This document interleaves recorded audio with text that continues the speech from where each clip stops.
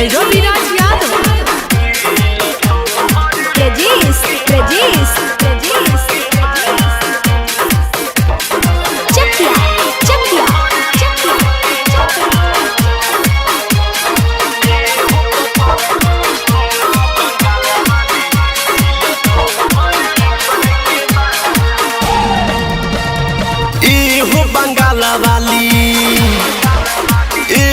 बंगाला वाली सुना पतरा को सील तो हरी पैक बा अरे सील तो हरी पैक बा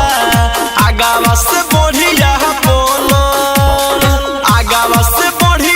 बनल तो हरी गजबे के बैक बा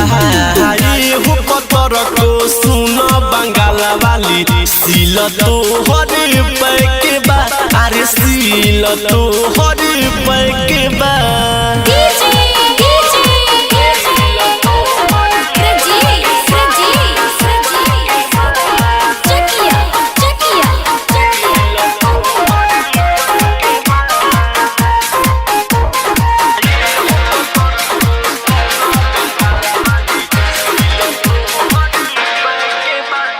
मधुमक्खी के रसवा जैसे भरल तोर जवानी हो लागला सबके देखाई के तू पागल कर बुरानी हो मधुमक्खी के रसवा जैसे भरल तोर जवानी हो लागला सबके देखाई के तू पागल कर बुरानी हो अरे खोललस ना केहू के खाता अरे खोललस ना केहू के खाता ई तो ऐसन बैंक बा हो पतरा को सुना बंगाला वाली सील तो हरी पैक बा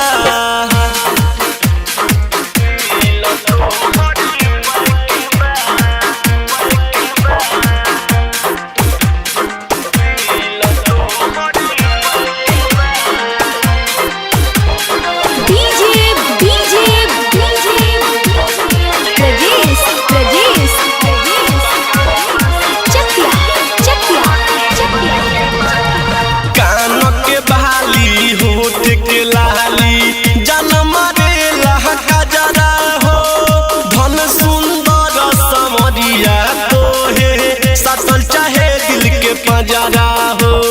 कान के बहाली होठ के लाली जन्म रे लहका जरा हो